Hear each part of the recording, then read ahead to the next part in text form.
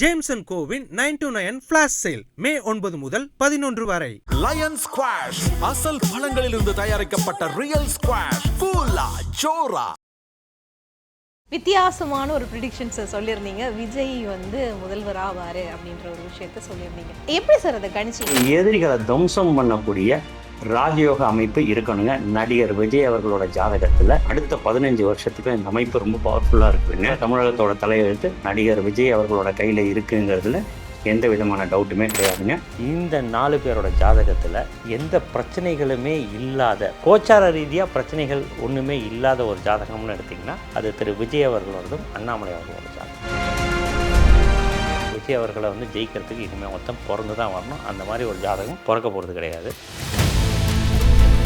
ஆனால் திரு விஜய் அவர்களோட ஜாதகத்தில் எக்கச்சக்கமான பிளாக்ஸ் இருக்குங்க. அந்த பிளாக்குக்கு கரெக்டான பரிகாரம் அவர் பண்ணலை அப்படின்னா தினம் தினம் அரசியல் ஆட்சியில் பெரிய இப்போ காங்கிரஸோட ஒரு கூட்டணி வச்சுருக்கிறாரு. இப்போ இருக்கிற சென்ட்ரல் கவர்மெண்ட்டோட அவர் கனெக்ட் பண்ணார் அப்படின்னா அவரோட ஆட்சி நல்லாயிருக்கும். கரெக்டாக நீங்கள் என்ன சங்கிலாம் முத்திர குத்திடாதீங்க. விஜய் அவர்களோட ஜாதகத்தையும் எடப்பாடி ஜாதகத்தையும் நம்ம கனெக்ட் பண்ணிங்கன்னா இந்த இஷ்யூக்கு கொஞ்சம் ஹேண்டில் பண்ணுவாங்க. விஜய் இல்லாத ஒரு அரசியல் ஃபார்ம் ஆகணும் அப்படின்னா விஜய் தமிழ்நாட்டில் இருக்கக்கூடாது. ஆனால் திருச்செந்தூர் கோயிலுக்கு விஜய் போயிருக்கக்கூடாது. என்ன ரீசன் அப்படின்னா பரிகாரம் பண்ணிட்டு தான் முடியே தலையில் ஏற்றுவாங்க. முடியும்னா கிரீடம் ஏற்றுவாங்க. அப்போ இவர் ஏதோ பரிகாரம் செய்யணும். கண்டிப்பாக பண்ணணும். என்ன பரிகாரம்? இந்த 41 பேருக்காகவும் இவர் கண்டிப்பாக இறந்தவங்க வீட்டில் இருக்கக்கூடிய பெண்கள் இவங்க யார் கண்ணிலேருந்து கண்ணீர் வந்துச்சுன்னா கண்டிப்பாக விஜயோட ஆட்சியில் பிரச்சனை இருந்துக்கிட்டே இருக்கணும். உண்மையிலேயே அவர் வந்து அசைக்க முடியாத ஒரு லீடராக மாறணும்னு நினச்சாருன்னா அந்த 41 குடும்பத்தில் இருக்கக்கூடிய பெண்களை சூஸ் பண்ணி. அப்போ விஜய் பதவி இழப்பாருன்றீங்களா? இன்னும் பதவியே கிடைக்கல. அதுதான் இப்போ என்னோட கேள்வி. அதுதான் அந்த கோயிலுக்கு அவர் வந்து திருவள்ளியங்குடியில் இருக்கக்கூடிய ராமரை போய் தரிசனம் பண்ணிவிட்டு, அது சுக்கரஸ்தலம் தரிசனம் பண்ணிவிட்டு கஞ்சனூருக்கு வந்து அங்கே 12ஆம் இடம் சம்மந்தப்படும் போது கொஞ்சம் ஜெயில் சம்மந்தப்பட்ட விஷயங்கள், இந்த மாதிரியான ஆக்சிடென்ட், வேறு ஏதாவது உயிருக்கே இந்த தப்பாக பேச தான் அதெல்லாம் விஜய்க்கு வந்து பரிகாரமாக மாறாது. இது நான் சொன்னேன்னா பிரச்சனை ஆகிடுமான்னு எனக்கு தெரியாது. ஆனால் ஜோதிட ரீதியாக சொல்ல வேண்டிய கட்டாயத்தில் நான் இருக்கிறேன். ஐபிசி பக்தி நேயர்களுக்கு இனிமையான நேரத்து வணக்கங்கள். இன்று நம்மோடு ஆஸ்ட்ரோ ராம்ஜி அவர்கள் இணைஞ்சிருக்காரு. தமிழ்நாடு அரசியல் தொடர்பில் நிறைய விஷயங்களை நாம் ப்ரிடிக்ஷனாக கேட்கலாம். சார் வணக்கம். வணக்கம். சார், உங்களோட ப்ரிடிக்ஷன்ஸ் வந்து ரொம்பவே டிஃப்ரெண்ட்ஸாக இருந்துச்சு அப்படின்னு சொல்லலாம். ஏன்னா எல்லோருமே வந்துட்டு ஒரு விஷயத்த சொல்லிகிட்டே இருந்தாங்க, டிஎம்கே தான் ஆட்சி அமைக்க போகுது. அதே போல் வந்துட்டு விஜய் வந்து ஆட்சி அமைப்பார், ஆனால் 31 தான் அவரோட ஆட்சி அப்படிங்கிறது முதலமைச்சர் ஆட்சி அப்படின்லாம் சொல்கிறப்போ நீங்கள் மட்டும் ஒரு வித்தியாசமான ஒரு ப்ரிடிக்ஷன்ஸை சொல்லியிருந்தீங்க. விஜய் வந்து முதல்வர் ஆவார் அப்படின்ற ஒரு விஷயத்த சொல்லியிருந்தீங்க. என்னோட டவுட் என்ன அப்படின்னா, எப்படி சார் அதை கணிச்சிங்க? ஏன்னா எல்லாரோட கணிப்பும் ஒரு மாதிரி இருக்குது, உங்களோட கணிப்பு மட்டும் ஒரு மாதிரி இருந்துச்சு. அப்போ எல்லோருமே கொஞ்சம் ஆச்சரியம் என்னடா அப்படின்னு பார்த்துருப்பாங்க. ஆனால் நீங்கள் அதை எப்படி கணிச்சிங்க? எதிரிகளை துவம்சம் பண்ணக்கூடிய ராஜயோக அமைப்பு இருக்கணுங்க. நடிகர் விஜய் அவர்களோட ஜாதகத்தில் அடுத்த 15 வருஷத்துக்கு இந்த அமைப்பு ரொம்ப பவர்ஃபுல்லாக இருக்குதுங்க. தமிழகத்தோட தலையெழுத்து நடிகர் விஜய் அவர்களோட கையில் இருக்குங்கிறதுல எந்த விதமான டவுட்டுமே கிடையாதுங்க. இப்போ நான் வந்து அரசியலை பொறுத்த வரைக்கும் 4 முனை போட்டி வந்ததுங்க. யார் நம்ம சீமானு, அப்புறம் வந்து திரு ஸ்டாலின் அவர்கள், திரு எடப்பாடி அவர்கள், விஜய் அவர்கள், இவங்களோட போட்டி தான் இருந்தது. உதயநிதி அவர்களோட ஜாதகத்தை இதை நம்ம கையில் எடுத்துக்க முடியாது. அதை பற்றி நான் பின்னாடி பேசுகிறேங்க. இவங்க 4 பேரோட போட்டியில் திரு சீமான் அவர்கள் நான் எல்லாமே ஆன்லைனில் தான் அந்த ஜாதக கிட்டமெல்லாம் எடுத்துக்கிட்டேன். அப்புறம் விஜய் இவங்களோட டீட்டெயில்ஸ்லாம் ஃப்ரெண்ட்ஸ் மூலிமா கொஞ்சம் கலெக்ட் பண்ணிக்கிட்டாங்க. சீமான் அவர்கள் வந்து மீனராசியில் வராருன்னு நினைக்கிறேன். மீனராசிக்கு இப்போ 7.5 சனி போயிட்டுருக்குங்க. நம்ம திரு ஸ்டாலின் அவர்களுக்கு அஷ்டம சனி போயிட்டுருக்கு. அதே மாதிரி திரு எடப்பாடியாவுக்கு 7ஆம் இடத்துல சனி உட்காந்து ராசியே பார்த்துக்கிட்டு உட்காந்துருக்கிறாருங்க. இந்த 4 பேரோட ஜாதகத்தில் எந்த பிரச்சனைகளுமே இல்லாத, பிரச்சனைகள்னால் இண்டிவிஜுவல் ஜாதக பிரகார பிரச்சனை உண்டு, கோச்சார ரீதியாக பிரச்சனைகள் ஒன்றுமே இல்லாத ஒரு ஜாதகம்னு எடுத்திங்கன்னா அது திரு விஜய் அவர்களோடதும் அண்ணாமலை அவர்களோட ஜாதகம் தான். ஸோ அந்த ஒரு காம்பினேஷனை வச்சு அதுக்கப்புறம் விஜய் ஜாதகத்தில் இருக்கக்கூடிய மற்ற கிரகங்களோட அமைப்பு, இவங்களோட கிரக கூட்டணிகளோட அமைப்பெல்லாம் வச்சு தான் நான் இதை வந்து சூஸ் பண்ணேங்க. இப்போது இது நீங்கள் ஆரம்பத்திலே நீங்கள் வந்து ஒரு ஃபில்ட்ரேஷன் பண்ணிவிட்டு அதுக்கு பிறகு நீங்கள் உள்ளே இருக்கிற விஷயங்களெல்லாம் பார்த்துட்ருக்கீங்க. ஆனால் சில ப்ரெடிக்ஷன்ஸ் எல்லாம் வந்து அப்படி கரெக்டாக இருந்துச்சே சார். மார்ச் 8லேயே வந்து நீங்கள் ப்ரெடிக்ஷன் சொல்லிட்டீங்க. அது எப்படி சாத்தியமானது? அந்த ப்ரெடிக்ஷன்ஸ் பற்றி சொல்லுங்கள். ஆமாங்க, மார்ச் 8ஆம் தேதி நான் விஜய் அவர்களோட ஜாதகத்தை பார்த்துட்டேன். நான் சொல்லியிருந்தேன், திரு விஜய் அவர்களோட ஜாதக பிரகாரம் எதிரிகளை துவம்சம் பண்ணக்கூடிய ஜாதகம் அவரோட ஜாதகம். அடுத்த 15 வருஷத்துக்கு ஏன் விஜய் அவர்களோட நேம் தமிழ்நாட்டில் இருக்கிற வரைக்கும் விஜய் அவர்களை வந்து ஜெயிக்கிறதுக்கு இனிமேல் மொத்தம் பிறந்து தான் வரணும். அந்த மாதிரி ஒரு ஜாதகம் பிறக்க போகிறது கிடையாது. அதை ஃபஸ்ட்டு நான் வந்து ப்ரொடெக்ட் பண்ணி எடுத்துக்கிட்டேன். ரெண்டாவது வந்து பார்த்திங்கன்னா, நம்ம கரூரில் ஒரு 41 பேர் இறந்தாங்க இல்லையா, அந்த விஷயம் ஒரு முக்கியமான விஷயம் இதுலங்க.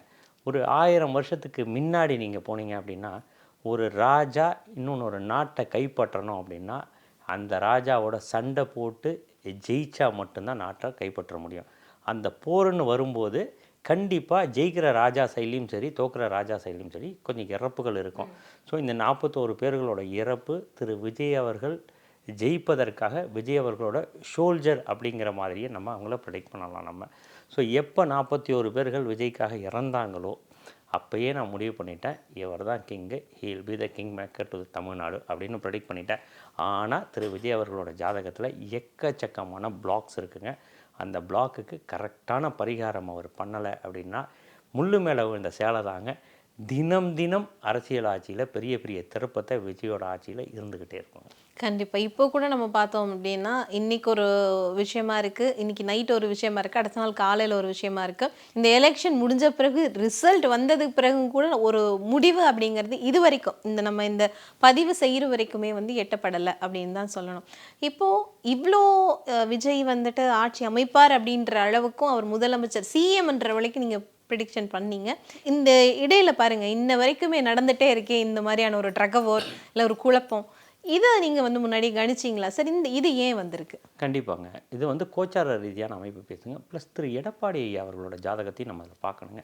விஜய் அவர்களோட ஜாதகத்தையும் எடப்பாடி ஐயா ஜாதகத்தையும் நம்ம கனெக்ட் பண்ணிங்கன்னா இந்த இஷ்யூக்கு கொஞ்சம் ஹேண்டில் பண்ணலாங்க. விஜய் அவர்களோட ஜாதகம் வந்து கடக லக்னம் கடக ராசிங்க. இப்போ வந்து சுக்கிரதசை அவருக்கு நடந்துக்கிட்டு இருக்குது. சுக்கிரன் வந்து அவர் ஜாதகத்தை 11ஆம் இடத்துல வலுத்து உட்காந்துருக்கிறாரு கூட கேதுவோட. சுக்கிரதசையில் குரு புக்தி நடந்துங்க. குரு 6ஆம் அதிபதி 8ஆம் இடத்துல போய் உட்காந்துருக்கிறாருங்க. அதுதான் இங்கே பிரச்சனைக்கு ரீசன். சுக்கிரன் கடகராசிக்கு பாதகாதிபதி அப்படின்னா கெடுதலை தரக்கூடியவன், பிரச்சனைகளை தரக்கூடியவன். வலுத்து உட்கார்ந்துருக்கிறதுனால, வெற்றி ஸ்தானத்தில் உட்கார்ந்துருக்கிறதுனால திரு விஜய் அவர்களை ஜெயிக்க வச்சிடுறாரு. ஆடு வெட்டுறதுக்கு முன்னாடி ஆட்டுக்கு தழையை முன்னாடி காட்டி அப்படியே இழுத்துட்டு போயிட்டு வெட்டுவாங்க பார்த்தீங்களா, அந்த மாதிரி சுக்கிரன் அவரை விஜய் அவர்களை ஆசையை காட்டி அரசியல் ஸ்தானத்தில் கொண்டு போய் உட்கார வச்சிருக்கிறாரு. திரு விஜய் அவர்களுக்கு இந்த சுக்கிரனாலையும் குருவினாலையும் எக்கச்சக்கமான சேலஞ்சு உண்டு. அதே திரு எடப்பாடி ஐயாவோட ஜாதகத்தை எடுத்திங்கன்னா அவர் வந்து ரிஷப லக்னம்ங்க. ரிஷப லக்னம் இப்போ புதன் தசை, கன்னி ராசி போயிட்டு இருக்குது, புதன் தசை அவருக்கு நடந்துகிட்டு இருக்குது. ரிஷப லக்னம் புதன் தசையில் லக்னாதிபதினு சொல்லக்கூடிய சுக்கிரன் 11ஆம் இடத்துல வெற்றி ஸ்தானத்தில் பயங்கர பவர்ஃபுல்லாக உட்காந்துக்கிட்டு இருக்கிறாருங்க. ராசியாதிபதி கன்னி ராசிங்க, அவர் ராசியாதிபதி புதன் தசை 10லேருந்து தசை நடத்திக்கிட்டு இருக்கிறாருங்க. புதன் தசையில் சுக்கிர புக்தி போயிட்டுருங்க. ராசியாதிபதியோட தசை லக்னாதிபதியோட புத்தி வெற்றி ஸ்தானத்தில் 11ஆம் இடத்துல சுக்கிரன் உட்காந்துருக்கிறாரு. என்ன ஒன்றுனா ராகுவோட அந்தரம் போயிட்டுருக்கு. ராகு 8ஆம் இடத்துல வந்து நடத்திக்கிட்டு இருக்கிறாருங்க. அஷ்டமாதிபதினு சொல்லக்கூடிய குரு வந்து நம்ம லக்னத்திலேயே உட்காந்துருக்காரு. அதனால் கொஞ்சம் ராகு அப்படின்னாலே சடன் டேர்னு, சடன் மூமெண்ட்டு. இந்த 8ஆம் இடம் விஜய் அவர்களுக்கும் 8ஆம் இடத்தோட புக்தி நடந்துக்கிட்டு இருக்குது. திரு எடப்பாடி அவர்களுக்கும் 8ஆம் இடத்தோட புக்தி நடந்துகிட்ருக்கு. 4ஆம் தேதி ரிசல்ட் வந்த அன்றைக்கி தேதி வந்து 4ங்கும்போது அது ராகுவோட நம்பர். ராகு அப்படின்னால சடன் டேர்னு, ஏற்றம் இறக்கம், அன்எக்ஸ்பெக்டட் கண்டென்ட்டு, நீங்கள் வாழ்க்கையில் நினச்சே பார்க்க முடியாத ட்விஸ்ட்டுக்கிட்டலாம் வைக்கக்கூடியதான் ராகுங்க. இது எல்லாம் சேர்ந்த காம்பினேஷன் தான் இவ்வளோ பெரிய ட்விஸ்ட்டுங்க. இப்போ இவ்வளோ டேர்ன் அண்ட் ட்விஸ்ட் அப்படிங்கிறது வந்து தமிழ்நாட்டு அரசியலாம் எனக்கு தெரிஞ்சு பல வருஷங்களுக்கு பிறகு தான் நடக்குது அப்படின்னு நினைக்கிறேன். ஃபஸ்ட்டாக இப்போ நம்ம எடுத்துக்கிட்டோம் அப்படின்னா, விஜய் அவர்களோட ஃபஸ்ட்டு மூவ் அப்படிங்கிறத வந்து காங்கிரஸ் கட்சியோட அந்த கூட்டணி, இது எப்படி இருக்குது சார்? இந்த கூட்டணி அப்படிங்கிறது உண்மையாகவே டிவிகேக்கு நல்லதா, அல்லது வந்து இந்த கூட்டணி அப்படிங்கிறது வந்து இதுதான் பிரச்சனையை இழுத்து விட்டுருக்கா அப்படின்றதுக்கான ஏதாவது ப்ரெடிக்ஷன்ஸ் இருக்கா? கண்டிப்பாங்க. நான் இன்னொன்று வந்து விஜய் அவர்கள் சின்ன ஒரு கூட்டணியோடு சேர்ந்து தான் ஆட்சி அமைக்க முடியும், இல்லைன்னா மெஜாரிட்டி இல்லாத ஒரு கவர்மெண்ட், மைனாரிட்டி கவர்மெண்ட் தான் நான் சொல்லியிருந்தேன். நான் நிறைய பேர் சொல்லியிருந்தாங்க 150 சீட்டு வரைக்கும் கூட வருவார்னு. திரு விஜய் அவர்களோட இருந்த ஜோதிடர் கூட அதை சொல்லியிருந்தாருங்க. நான் தெளிவாக சொல்லியிருந்தேன், 200% மெஜாரிட்டி இல்லாத கவர்மெண்ட் தான் அமைய முடியும், ஏன்னா அவர் கூட்டணி வைக்கலை.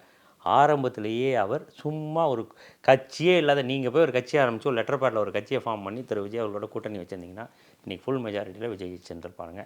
இப்போ காங்கிரஸோட ஒரு கூட்டணி வச்சுருக்கிறாரு. விஜயோட ஜாதகத்தில் 5-10 கூடிய செவ்வாய் நீச்சபங்க ராஜயோகம் வாங்கி லக்னத்திலேயே ராசியாதிபதியோடு சேர்ந்து உட்காந்துருக்கிறாருங்க. செவ்வாய் அப்படின்னாலே சென்ட்ரல் கவர்மெண்ட்டுங்க. இப்போ இருக்கிற சென்ட்ரல் கவர்மெண்ட்டோட அவர் கனெக்ட் பண்ணார் அப்படின்னா அவரோட ஆட்சி நல்லாயிருக்கும். கடைசியில் நீங்கள் என்ன சங்கின்லாம் முத்திர குத்திடாதீங்க. ஆஸ் பர் அஸ்ட்ராலஜிக்கல் பிரகாரமாக அவர் செவ்வாயோட கனெக்ட் பண்ணி போகிறதுங்கிறது அட்வைசபிளுங்க. மற்ற யாரோட கனெக்ட் பண்ணாலும் அட்வைசபிள் இல்லைங்க. கண்டிப்பாக. இப்போ நீங்கள் வந்து மத்தியில் இருக்கிற அந்த ஆட்சியோட நீங்கள் வந்து கனெக்ட் பண்ண சொல்கிறீங்க. கிட்டத்தட்ட மத்தியோட கனெக்ட் பண்ணி தான் இங்கே ஒரு கட்சி இருக்குது அதிமுக. அந்த மாதிரி ஒரு கூட்டணி இருந்தால் அமைந்தால் ஏதாவது வாய்ப்பு இருக்கா? கண்டிப்பாங்க. இப்போ திரு விஜய் அவர்களோட ராசி வந்து பார்த்திங்கன்னா கடக ராசிங்க. நம்ம எடப்பாடி ஐயா அவர்களோட ராசி வந்து கன்னி ராசிங்க. இவங்க 2 பேரும் கனெக்ட் ஆனாங்கன்னா விஜய்க்கு தைரியஸ்தானமுங்க கன்னி ராசிங்க. அதே மாதிரி எடப்பாடி ஐயாவுக்கு லாபஸ்தானமுங்க விஜய்ங்க. இவங்க 2 பேரும் கனெக்ட் பண்ணாங்கன்னா தமிழ்நாட்டுக்கு நல்லதுங்க. தமிழ்நாட்டுக்கே நல்லது. ஆனால் ஒரு சில நாட்களுக்கு முன்னதாக இந்த ஏடிஎம்கே டிஎம்கே கூட்டணி அப்படின்ற மாதிரியான சில பேச்சுக்கள்லாம் எழுந்தது இல்லையா? இந்த மாதிரி கூட்டணி சேர்ந்த என்ன சார் ஆகி இருக்கும்? அதாவது ராசி பிரகாரம், அஸ்ட்ராலஜி பிரகாரம் இதுதாங்க. இது எதனாலன்னு வந்து பார்த்திங்கன்னா செவ்வாய் கிரகத்தை நம்ம கோச்சார ரீதியாக செவ்வாய் கிரகத்தை கையில் எடுத்துக்கணுங்க. செவ்வாய் எப்போ மகர ராசியில் என்ட்ரு ஆனாரோ, அதாவது செவ்வாய் கிரகம் சனியோட சம்மந்தப்படும் போது எல்லாமே பிரச்சனைகள் வந்து அதிகரிக்கும். செவ்வாய் மகர ராசி உள்ள என்ட்ராகும். செவ்வாய் 45 நாளைக்கு ஒரு தடவை மாறிக்கிட்டே வருவார். மகர ராசி உள்ள என்ட்ராகும்போது வார் ஸ்டார்ட் ஆகிடுச்சுங்க. அடுத்து கும்பராசி, அடுத்து இப்போ மீன ராசியில் உட்காந்துருக்கிறாரு. சனி ஆல்ரெடி மீன ராசிலேயே இருக்கிறாருங்க. ஸோ மீன ராசியில் உட்காந்துருக்கக்கூடிய சனியோட செவ்வாய் கனெக்ட் ஆகும்போது யுத்தம்னு சொல்லிடுவாங்க. அது எந்த இடம்? மீன ராசியோட அடையாளம் வந்து யானைங்க, மஞ்சள் கலர். திரு விஜய் அவர்கள் யானை வச்சிருக்கிற கொடியை அவர் யூஸ் பண்ணிக்கிட்டு இருக்கிறாரு. மஞ்சள் கலர் இருக்கக்கூடிய கொடியை யூஸ் பண்ணிகிட்டு இருக்காரு. சனி எப்போ மீனத்தில் ஏறினாரோ அப்போலேருந்தே தங்கத்தோட விலை வந்து கண்ணா அப்படின்னான்னு மாற ஆரம்பிச்சிச்சு. நீங்கள் வாட்ச் பண்ணிக்கலாம். இப்போ கடந்த 35-40 நாளாக செவ்வாய் அங்கே போய் ஏறி உட்காந்துருக்கிறாருங்க. அது வந்து நம்ம எடப்பாடி ஐயாவுக்கு 7வது இடம். ஸோ 7வது இடம் போது நண்பர், பார்ட்னர், இது சம்மந்தப்பட்ட விஷயங்க.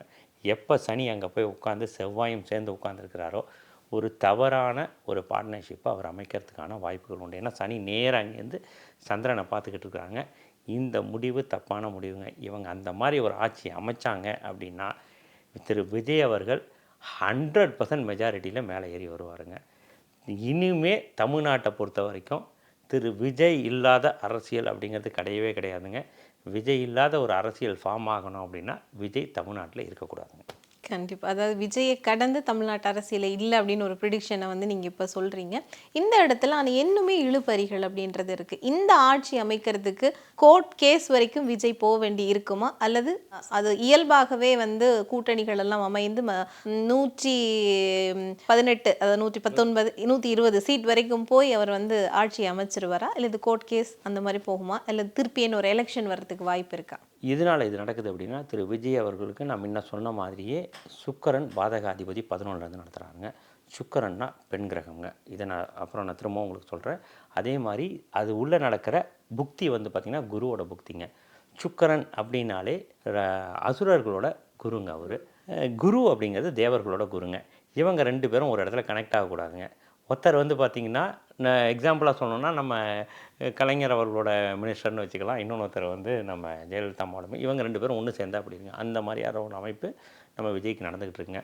அந்த குரு 6ஆம் அதிபதி 8ல் போய் உட்காந்துருக்கிறாருங்க. 8ஆம் இடத்துலேருந்து ஒரு கிரகம் புக்தி நடத்துது, ப்ளஸ் பாதகாதிபதியோட தசை நடக்குது. 8ஆம் இடம்னாலே வம்பு வழக்கு, கோர்ட்டு கேஸு, பிரச்சனைங்க, ஆக்சிடெண்ட்டு, மறைமுக எதிரிகளோட தாக்குதல், தீராத பிரச்சனை, திடீர் அதிர்ஷ்டம், ஜெயில், இந்த மாதிரியான விஷயங்களை பற்றி பேசக்கூடிய இடம் 8ஆம் இடம். இதெல்லாம் நான் கோடிட்டு நான் உங்களுக்கு சொல்லிட்டேன். இதுக்கு மேலே இதை பேசினேன்னா எனக்கு அது பிரச்சனைகளாக மாறும். ஆனால் இது சூரசம்ஹாரத்துக்காக அவர் இதுக்கு போயிட்டு வந்தார், திருச்செந்தூர் போயிட்டு வந்தார். திருச்செந்தூர் போகிறதோட ரீசனே என்னென்னா எதிரிகளை வெல்றக்கூடிய இடம் வந்து திருச்செந்தூருங்க. நல்லா நீங்கள் வாட்ச் பண்ணிங்கன்னா தெரியும். எலெக்ஷனுக்கு முன்னாடி அவர் போல், எலெக்ஷனுக்கு முன்னாடி போனீங்கன்னா அவரை சங்கின்னு சீல் குத்திருப்பீங்க. அதனால் அவர் போல் எலெக்ஷன் முடிஞ்சதுக்கப்புறம், ஓட்டெல்லாம் முடிஞ்சதுக்கப்புறம் தான் எதிரிகளை வெட்கொள்ளணும்னு சொல்லிட்டு வெல்லணும்னு சொல்லிட்டு அவர் திருச்செந்தூர் போயிட்டு வந்தாருங்க. திருச்செந்தூர் போனால் எதிரிகளை வெல்ல முடியுங்கிறது ரூலு. அது உண்மை நடந்ததுங்க. அவருக்கு யாரெல்லாம் எதிர்த்து நின்னாங்களோ நல்லா பார்த்தீங்கன்னா திரு ஸ்டாலின் அவர்களை தான் என்னோட எதிரிங்கிற மாதிரி அவர் க்ளீனாக கோட் பண்ணியிருப்பார். ஸ்டாலின் வந்து முடி இறங்கிச்சு, தோற்று போனார், விஜய் ஜெயிச்சார். ஆனால் திருச்செந்தூர் கோவிலுக்கு விஜய் போயிருக்கக்கூடாது. என்ன ரீசன் அப்படின்னா, குருவோட ஸ்தலம் அது. குருவோட ஸ்தலங்கும்போது 6ஆம் அதிபதியாக நம்ம விஜய்க்கு இருக்கிறாரு.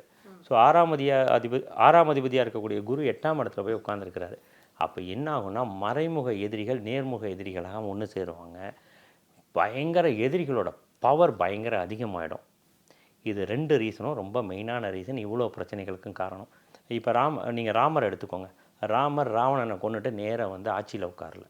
நேராக என்ன பண்ணார், ராமேஸ்வரத்தில் போய் தன்னோட பாவத்துக்கான பரிகாரங்களாக பண்ணி முடிச்சுட்டு தான் வந்து உட்கார்ந்தார். இந்த ஒரு ராஜா தன்னோட நாட்டுக்காக உயிர்நீத்த சோல்ஜர்ஸ்க்கு பரிகாரம் பண்ணிட்டு தான் முடியே தலையில் ஏற்றுவாங்க. முடின்னா கிரீடம் ஏற்றுவாங்க. அப்போ இவர் ஏதோ பரிகாரம் செய்யணும். கண்டிப்பாக பண்ணணும். என்ன பரிகாரம் பண்ணணும்? இந்த 41 பேருக்காகவும் இவர் கண்டிப்பாக நம்ம கங்கைக்கு போயே தீரணும். 2வது ராமேஸ்வரத்தில் போய் பரிகாரம் பண்ணியே தீரணுங்க. இது 2 எப்போ பண்ணணும், எப்படி பண்ணணும், எந்த நேரத்தில் பண்ணணும், என்ன ஹோரையில் பண்ணணும்னு கணக்கு இருக்குது. அதை இப்போ நான் ஓப்பனாக சொல்ல முடியாது. அது இண்டிவிஜுவல் ஒரு பர்சனலாக இருந்தாலும் டேரெக்டாக அவங்க யாராவது கனெக்ட் பண்ணாங்கன்னா என்னால் அதை கைட் பண்ண முடியுங்க. அந்த பரிகாரம் பண்ண தான் என்ன ரீசன்னா, நீங்கள் சுக்கிரன் பாதகாதிபதினு சொல்லியிருக்கிறேங்க. இறந்தவங்க வீட்டில் இருக்கக்கூடிய பெண்கள், அவங்க மனைவியாக இருக்கலாம், அண்ணன் தங்கச்சியாக இருக்கலாம், அம்மாவாக இருக்கலாம், இவங்க யார் கண்ணுலேருந்து கண்ணீர் வந்துச்சுன்னா கண்டிப்பாக விஜயோட ஆட்சியில் பிரச்சனை இருந்துக்கிட்டே இருக்குங்க. ஸோ ஒரு ராஜா தான் ஜெயித்த உடனே தனக்காக உயிர்நீத்த சோல்ஜர்ஸ் அத்தனை பேரோட குடும்பத்தையும் டேக் கேர் பண்ணி தன்னோட குடும்பத்தோட 10 பங்கு ஒரு பவர்ஃபுல்லான ஒரு பொசிஷனில் வச்சு பார்த்து பாருங்கள். 2வது விஷயம், அந்த 41 இதில் ஒரு சீக்ரெட் ஒன்று சொல்கிறேன். முன்னாடியே அவர் இந்த 41 குடும்பத்துலேருந்து ஒவ்வொருத்தரை செலக்ட் பண்ணி ஒவ்வொரு தொகுதியில் நிற்க வச்சுருந்தாருன்னா இன்றைக்கி விஜய் மெஜாரிட்டியில் ஹிட்டு. இன்றைக்கி அவர் வந்து யாராலையும் அசைச்சிக்க முடியாத ஒரு, இனிமேலும் அவர் அசைக்க முடியாத, உண்மையிலேயே அவர் வந்து அசைக்க முடியாத ஒரு லீடராக மாறணும்னு நினச்சாருன்னா அந்த 41 குடும்பத்தில் இருக்கக்கூடிய பெண்களை சூஸ் பண்ணி அவங்க எல்லாருக்கும் கவர்மெண்ட்டில் ஒரு பவர்ஃபுல்லான போஸ்டிங்கை கண்டிப்பாக கொடுத்தே தீரணும். என்ன ரீசன் நான் சொல்கிறது காரணம், பாதகாதிபதி சுக்கிரன் சூரியனோட நட்சத்திரம் வாங்கியிருக்கிறாரு. விஜய் அவர்களோட சூரியன் 12ஆம் இடத்துல போய் உட்காந்துருக்கிறாரு. விரயஸ்தானத்தில் நம்ம புதனோட சேர்ந்து உட்காந்துருக்கேன். புதன்கிறது 5, 4 1 5 நான் கூட்டுத்தொகை வந்து பார்த்திங்கன்னா, சூரியன்கிறது அரசியல் கிரகம்.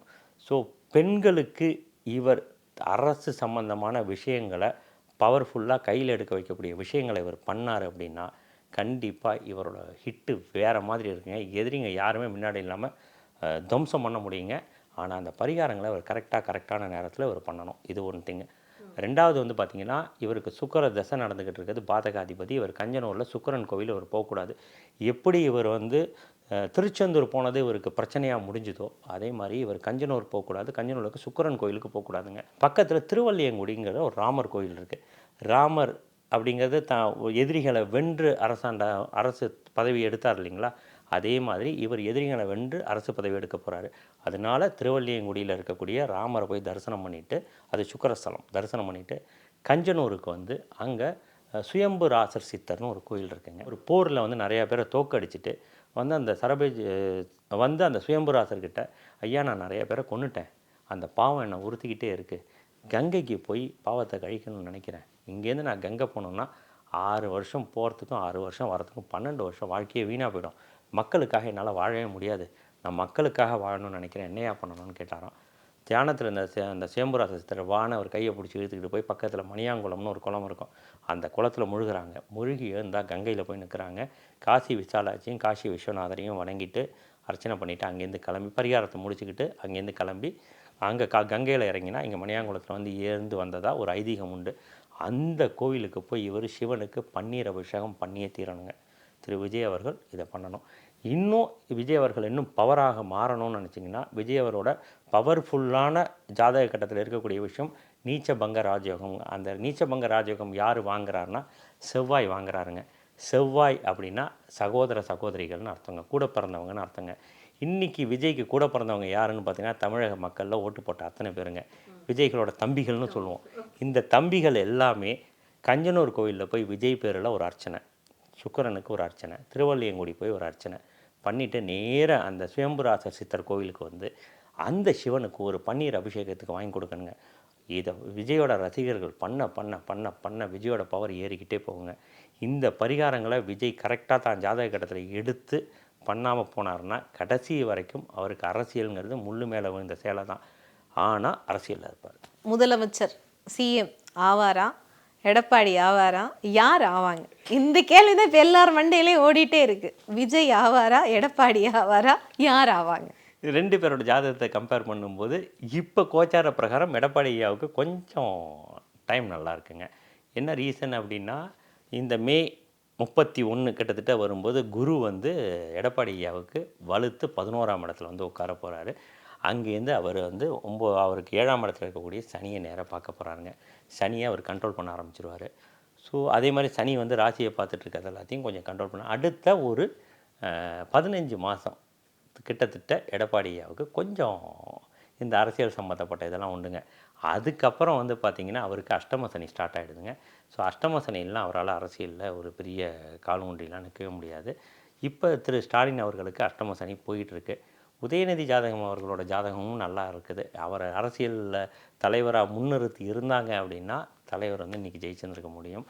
அதே மாதிரி எடப்பாடி ஐயாவோட ஜாதகம் இப்போ கொஞ்சம் நல்லா இருக்கிறதுனால இந்த 11ஆம் தேதி வரைக்கும் அவங்க எடுக்கக்கூடிய முடிவுனால் ஏதாவது மாற்றங்கள் வரலாம்.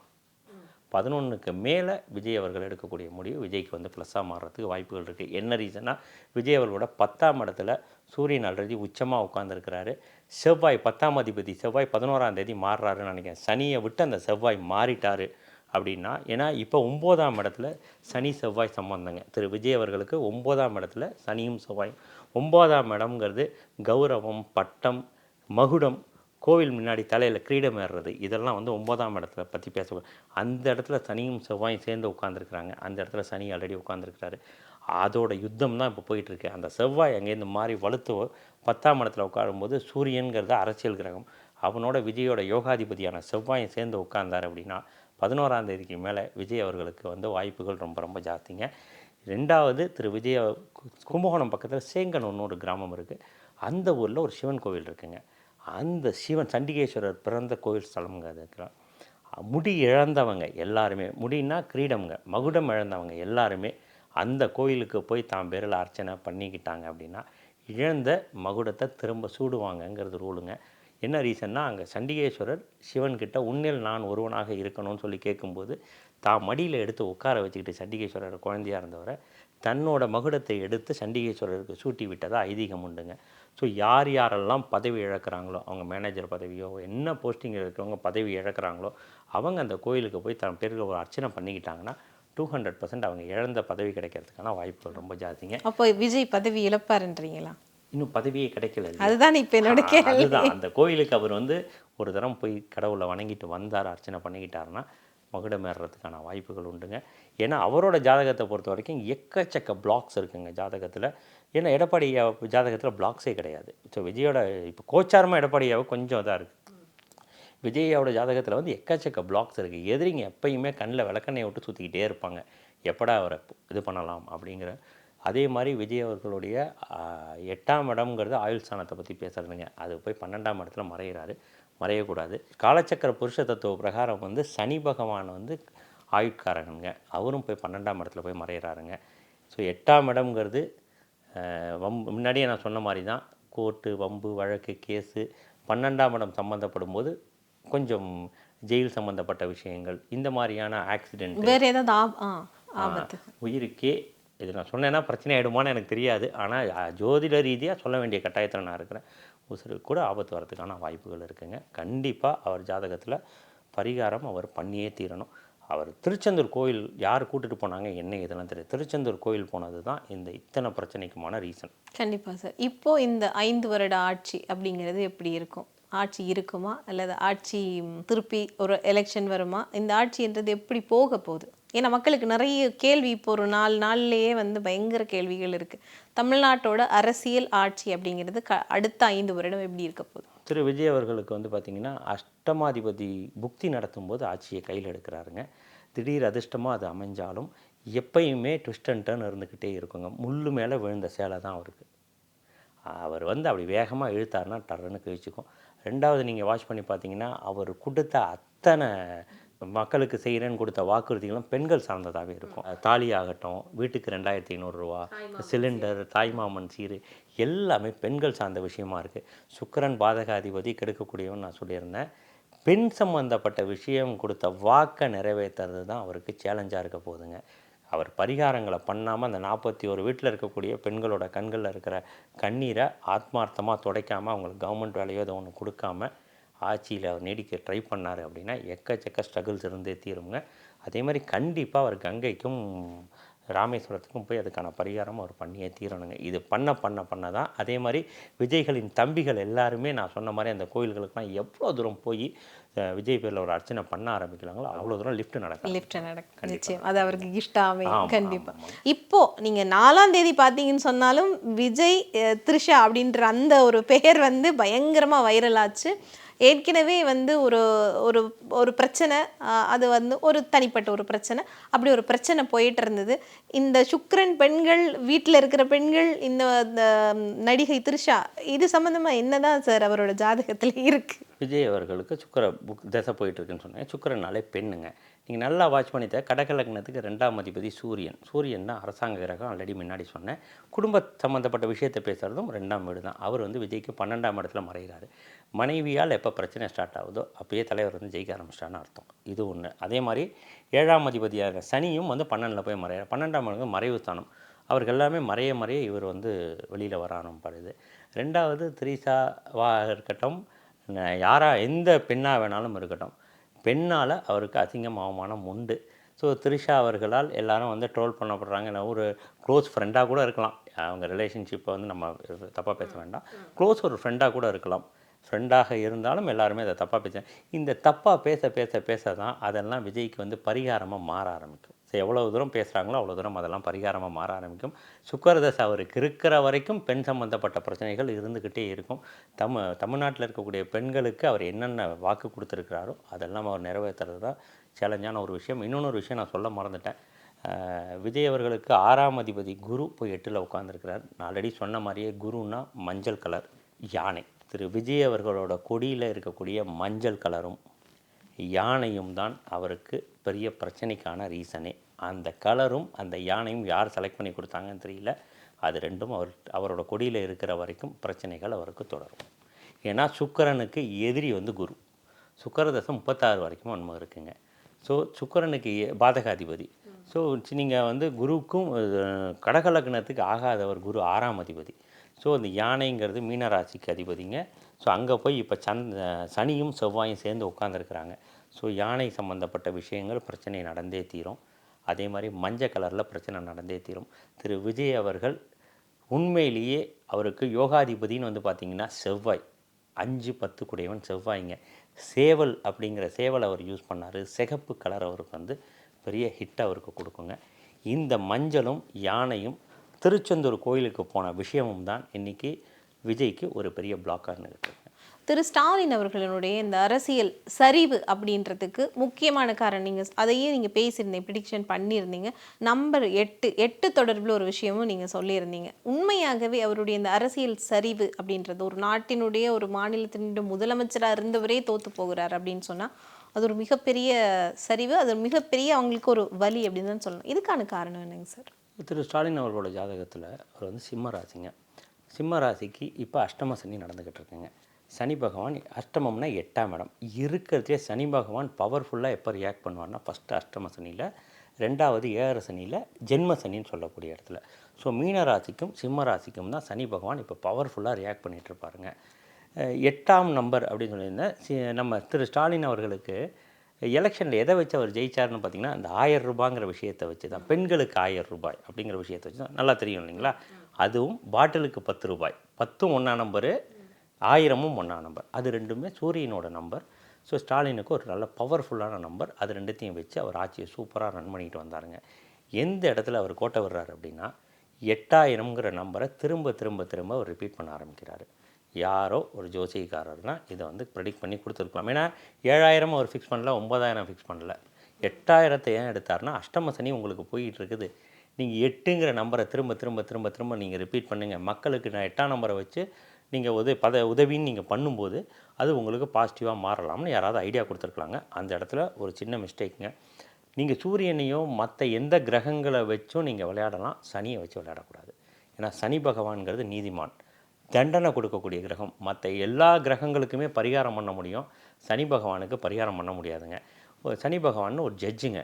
நீ தண்டனை கொடுக்க போகிறவர்கிட்ட போயிட்டு நான் உனக்கு வந்து ஒரு விளக்கு ஒன்று போடுறேன், உனக்கு வந்து கொட்டாங்கச்சி வாங்கி தரேன், ஒரு பூ ஒன்று வைக்கிறேன், உன்னை ஒரு 4 தினம் சுற்றிட்டு வந்துடுறேன், என்னை விட்டுரு அப்படின்னாலாம், அந்த மாதிரி அவர் பண்ணாருன்னா சனி பகவானோட ஒரு பெரிய அரசியல்வாதி உலகத்திலே கிடையாதுங்க. ஸோ அதனால் சனி பகவான் அதை பண்ண மாட்டார். எந்த பரிகாரத்துக்கும் அவர் ஒத்துக்க மாட்டார். First line.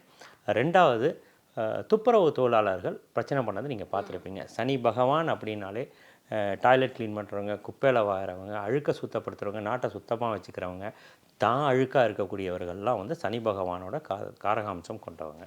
ஸோ இப்போ துப்புரவு தொழிலாளர்கள் கண் கலங்கக்கூடாதுங்க. அஷ்டம சனியில் ஒருத்தருக்கு போயிட்டு இருக்கும்போதுங்க துப்புரவு தொழிலாளர்கள் அத்தனை பேரும் கஷ்டப்பட்டாங்க. துப்புரவு தொழிலாளர்கள் அத்தனை பேர் கஷ்டப்பட்டாங்க, போராடினாங்க, வெயிலில் கடந்து வாடினாங்க. இதெல்லாமே பார்த்துருப்பீங்க. அப்போயே அவரோட சரிவு ஸ்டார்ட் ஆகிடுச்சுங்க. இந்த 8ஆம் நம்பர் சொல்ல சொல்ல சொல்ல சொல்ல 8 பயங்கரமாக ஆக்டிவேட் ஆக ஆரம்பிச்சுங்க. இது 2. 3வது வந்து பார்த்திங்கன்னா சனாதனத்தை ஒழிப்பேன்னு ஒரு விஷயத்தை கையில் எடுக்க ஆரம்பித்தாங்க. நெத்தியில் இருக்கிற குங்குமம் போட்டு அழிச்சார். கரெக்டுங்களா? சனாதனம் அப்படிங்கிறது வந்து பார்த்திங்கன்னா பாரம்பரியமாக வந்துக்கிட்டு இருக்கக்கூடிய விஷயம். சனி பகவான் எப்பயுமே தன்னோட டேர்முக்காக வெயிட் பண்ணுவாருங்க. அஷ்டம சனி, 7.5 சனியோட ஜென்ம சனி, இந்த 2 பீரியடில் தான் நீங்கள் பண்ண அத்தனை தவறுகளுக்கான தண்டனையை சனி பகவான் கையில் சாட்டையாக எடுத்து வச்சுக்கிட்டு உட்காந்துருப்பாருங்க. அதே மாதிரி எதில் கையை வைப்பாருன்னா, உங்களுக்கு எது ரொம்ப ரொம்ப பிடிக்குமோ அதைத்தாங்க அவர் அடிப்பாருங்க. ஸோ மக்களுக்கு பிடிச்ச விஷயங்களை நீங்கள் அடிக்கும்போது உங்களுக்கு எது பிடிக்குமோ, உங்களுக்கு எது வலி கொடுக்குமோ, மனசளவில் எது வலி கொடுக்குமோ அந்த இடத்துல தான் சனி பகவான் கையை வைப்பார். இவர் எதுக்காக ஃபைட் பண்ணுறாரு? சிம்மம் அப்படின்னாலே கௌரவம். தனக்குன்னு சொல்லிட்டு தான் நான் அப்படிங்கிற கௌரவம், பெருமைக்காக வாழறவங்க, அடுத்தவங்க நல்லா இருக்கணும், அது தன்னால் நல்லா இருக்கணும்னு நினைக்கக்கூடிய எண்ண ஓட்டங்கள்லாம் சிம்மத்துக்கு எப்பயுமே ஜாஸ்திங்க. கரெக்டாக சனி பகவான் சிம்மத்துக்கு எதிரி கிரகங்க. வேறு எந்த கிரகத்துக்கெல்லாம் பண்ணுறாரோ இல்லையோ சிம்மத்துக்கு வச்சு செய்வார். கரெக்டான டயத்துக்கு வெயிட் பண்ணார். கரெக்டான நேரத்தில் சனி பகவான் அவரோட பதவியை பிடுங்கிட்டாருங்க. இதுதான் இதோட கரெக்டான ரீசன். சனாதனத்தை ஒழிப்பேன்னு ஒருத்தர், சனாதனம்ங்கிறது பவர்ஃபுல்லான விஷயம். என்னோட டயத்தில் உன்னோட நேரத்தில் நீங்கள் ஆடி காட்டிட்டீங்க, என்னோட நேரத்தில் நான் ஆடி காட்டுறேன், சனி பகவான் ஆடி காட்டின ஒரு திருவிளையாடல் தாங்க இது. திமுக கட்சி அப்படிங்கிறது இனிமே எப்படி போகும்? அதோட நீங்கள் வந்து விஜய் இல்லாமல் நம்ம எந்த இதுவுமே இல்லை அப்படின்றது உங்களுடைய ப்ரிடிக்ஷனாக இருக்குது. ஆட்சியோ அல்லது அதிகாரமோ அல்லது அரசியலோ தமிழ்நாட்டில் இல்லைன்னா இந்த திமுகவினுடைய நிலை அப்படிங்கிறது எப்படி இருக்கும்? திமுகவை பொறுத்த வரைக்கும் பார்த்திங்கன்னா, திரு ஸ்டாலின் அவர்களுக்கு அடுத்து உதயநிதி அவர்களோட ஜாதகத்தை நம்ம கையில் எடுக்கணுங்க. உதயநிதி அவர்களோட ஜாதகம் வந்து இப்போ நல்லா இருக்குது. சனி வந்து 11ஆம் இடத்துல இருக்கிறதுனால அவர் வந்து ஜெயிச்சிருக்கிறாருங்க. அவர் ஜெயிச்ச அன்றைக்கி சந்திராஷ்டிரம் வேறங்க அவருக்கு. அதனால கண்டிப்பாக அன்றைக்கி அவர் கண்ணிலேருந்து ஒரு துளியாவது தண்ணீர் வராமல் இருந்திருக்காது.